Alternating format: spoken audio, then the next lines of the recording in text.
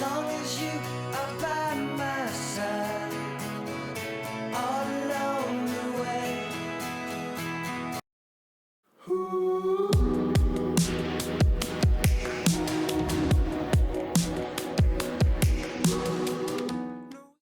The war. There were other border counties, both in this and other states, during the late war, but the history of this county during that unfortunate period probably differed materially from that of her sisters. Many of the staunchest men in the county were approached on the subject would shake their heads and simply say that it was one they did not care to talk about. Yet so far as bloodshed was concerned, or even those secret assassinations and horrible nameless outrages that marked many a locality of our Union, the county was comparatively free. When the news of the firing on Fort Sumter reached the county, the people were dazed, and instead of gathering in excited crowds and discussing matters, each seemed to desire quietly to go to his home, and in an undertone talk it over. Beginning in feeling toward the rebellion of the Union cause, Morgan County was probably nearly divided, with preponderance on the side of the Union cause. This mutual quiet continued until the capture of Camp Jackson by the Union forces, May 10, 1861. Then the war sentiment broke forth, and the people became actively excited. Those noisy demonstrations on the Confederate side soon stirred the Unionists to outspoken works and to active and energetic efforts in aid of the government. To the infinite credit of each side, it can now be truthfully told that the fighting element on both sides seemed by common consent to make up their minds to attach themselves to the regular army organizations before they should do any fighting.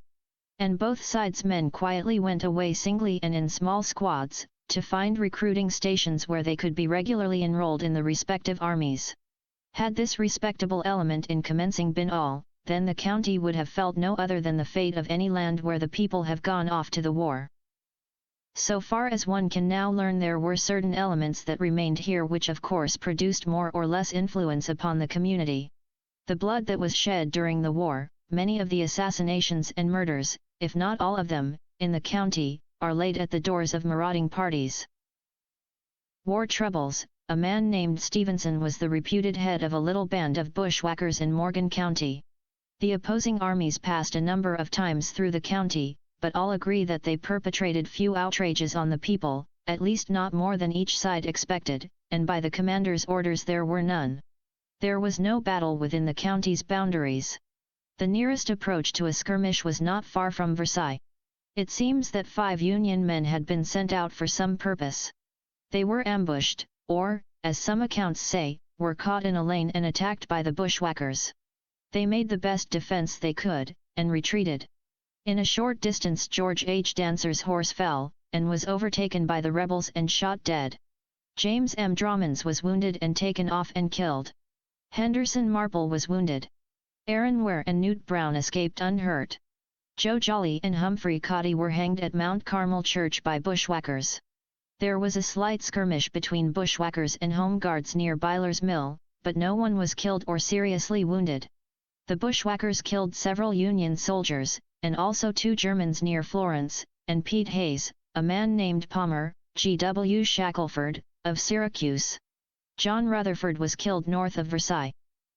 Hugh and Peter Barger were carried off to Benton County and executed.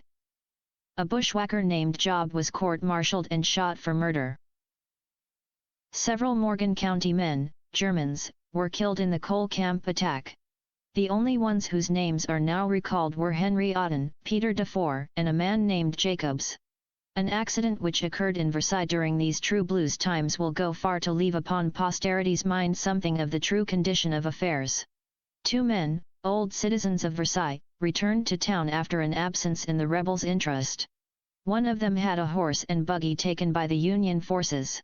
The 2 men charged that a man named Crawford had informed against them and been the cause of their loss, and openly avowed their intention to kill Crawford. They called him out of the post office and told him their purpose. Dr. Thruston went to the man's rescue. Crawford jumped behind the doctor and seized him in his arms, begging him to save his life. The men then swore they would even kill the doctor unless he got out of the way. After much parley they told Crawford to get on the horse behind one of them, and they would not hurt him. He did so, and they rode into the brush south of town. Thruston followed, and when they halted he went to them and told them if they harmed Crawford the whole people of Versailles would be murdered and the town burned by federal troops. The men claimed one of their brothers had just been arrested and taken to Tipton. After much parley Dr. Thruston agreed if they would give up Crawford he would take him and go to Tipton and bring the brother back. This arrangement was finally made, and Crawford was taken to Dr. Thruston's house. In the night Crawford, slipped out, went to Tipton, reported the affair, and soon 300 of General Palmer's men came to wreak vengeance on Versailles. The officers fortunately called on Dr. Thruston, but learning all the facts, departed without molesting anyone. In this way the prominent men on each side in the county were compelled, often at the risk of their lives, to interfere to save the community. On the other hand, there is laid at the fault of the Home Guards nearly an equal number of inexcusable acts. It is said they would charge a man with feeding bushwhackers, perhaps, and then commit some offences as a punishment. Henry Cheney, living 10 miles north of Versailles, who was believed by Home Guards to be a bushwhacker, was visited and killed, and his house burned, by a captain and squad of men. While really there were very few great crimes in the county, yet the horrors of civil war were upon the people. Everyone felt that he carried his life in his hands. Every bush and hiding place the imagination filled with dreaded assassins. Suspicion attached to each person. Families were afraid to sleep in their houses at night, and men afraid to travel the roads or work in their fields by day. There were, indeed, few families but that at some time during these dark and dreadful days, slept away from their houses. At first, no one knew whom to trust or suspicion. How fortunate it is that now they can know their fears were often so groundless, and that the danger was more imaginary than real. Troops furnished, it is difficult to tell, in fact utterly impossible to accurately know, just how many men from Morgan County were in the service, on one side or the other. The Adjutant General's report only shows between 200 and 300 in the government volunteer service, with some 600 who were in the enrolled militia service. In the rebel army it is a mere matter of estimate, and is placed at from 40 to 100 men. On account of the conditions in the early part of the war, many men went to Sedalia and to Kansas, and some to Illinois, to enlist, and they have never been credited to Missouri on the records. The Confederates either hunted for Price's army or went to Caleb Jackson, at Jefferson City. There never was a public recruiting rebel officer in the county. In 1861, when was loosed the dreadful days of war, there were 2 full companies of Missouri State Guards in Morgan County, one commanded by Captain Samuel Livingston, and the other by Captain George Butler, a brother of the senator of that name, from South Carolina. These were state troops, and participated in the first Missouri battles. Butler's lieutenants were James B. Salmon and J. S. Thruston. Livingston's first lieutenant was W. H. Goddard. After the Camp Jackson capture, and before they entered the Confederate service, the companies were reorganized, and Butler became captain of the Consolidated Company, and Livingston, first lieutenant. After the Corinth battle Livingston was captain, Frank Madole and W. H. Meader, lieutenants. In addition to the scattering squads which were enrolled in places outside of the county, and not therefore properly credited to this place, there was in the 3 years' service in the Federal Army, Company I, 29th Missouri Infantry Volunteers, Captain John L. Cons Ailes. He resigned March 10, 1863, being succeeded by John P. Hibbler, who was severely wounded in a charge on the Yazoo. First Lieutenant Hibbler was succeeded by John W. Saunders, and Saunders was succeeded to the second lieutenancy by Joseph S. Rice. The 29th Regiment were sent to Benton Barrack, September 22, 1861, down the Mississippi, stopping at Cape Girardeau and Helena, up the Yazoo, then to Mississippi, and were in the siege and capture of Vicksburg. They were in General Frank Blair's 15th Corps and took part in Sherman's march, also being at Corinth, Chattanooga, Tuscumbia, Lookout Mountain, Missionary Ridge, etc. The regiment saw 3 years of hard service. Their ragged and decimated ranks were the grim evidences that General Frank Blair was a fighter in the fullest sense of the word. This company was raised in the northern part of the county, their first rendezvous and recruiting station being Syracuse. In the 43rd Enrolled Missouri Militia was Company K, from Morgan County, enlisted August John H. Fisher. The first captain of this company was Belford S. Walker. He resigned and was succeeded by First Lieutenant Mills, when John Gills became First Lieutenant. Company M was also attached to the 43rd Regiment, Captain C. H. Brace, First Lieutenant William H. Hartman, Second Lieutenant August Ockirk being officers. Battalion Company A, 43 men, was attached to the 43rd Regiment and was officered by Captain John Sims, First Lieutenant William D. Morris, Second Lieutenant James H. Reed, also Battalion Company B Captain C. H. Brace, First Lieutenant William Hartman, Second Lieutenant August Oker. September 25, 1862, Andrew J. Hart, of this county, became Lieutenant Colonel of the 43rd Regiment Enrolled Missouri Militia. In this regiment Company C was officered by Captain Moses S. Courtwright, First Lieutenant Thomas Harvey, Second Lieutenant John Mikado. There were, in addition to the above, 600 Morgan County men in the different militia companies organized during the war.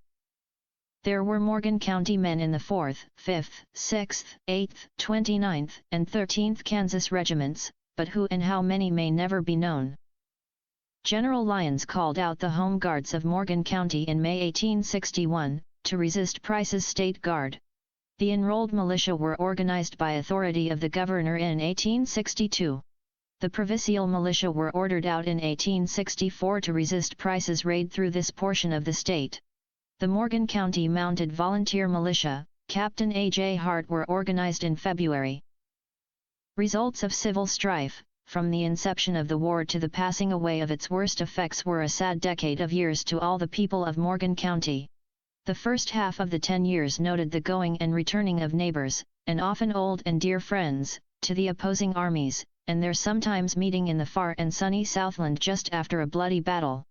Of these actual soldiers who had met as enemies in the red gaps of war, those who lived to return to their old homes resumed their places quietly in society, content to forget the bloody past so far as words and actions were concerned.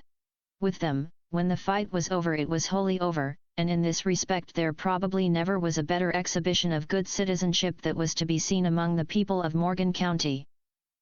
Within the next 5 years, after the war, the effects had passed away, and the quiet and order, the good fellowship among the people, were the blessed evidences that peace hath her triumphs as well as war. A more orderly, quiet, and peaceable community, one where life and property are secure and as little molested, than that of Morgan County, is not to be found in America. An incident referred to elsewhere is given to illustrate something of the state of affairs during the Troubles, and another incident, which occurred after the war, will go far to leave a correct impression of the second period of these times. The Methodist Episcopal Church, South building in Versailles had been taken by the Methodist Episcopal Church, North, and they had a minister and were holding meetings. The old minister of this church in the antebellum times was Reverend Litzinger. He attended meeting as soon as he returned, and when services were over he arose and announced that the regular Methodist Episcopal Church, South, would again resume their church, and hold regular services, commencing the next Sabbath. This announcement created a perfect commotion. He had taken the precaution to get the key and put it in his pocket. Upon being demanded to give up the key he refused, and some strong talk was indulged in.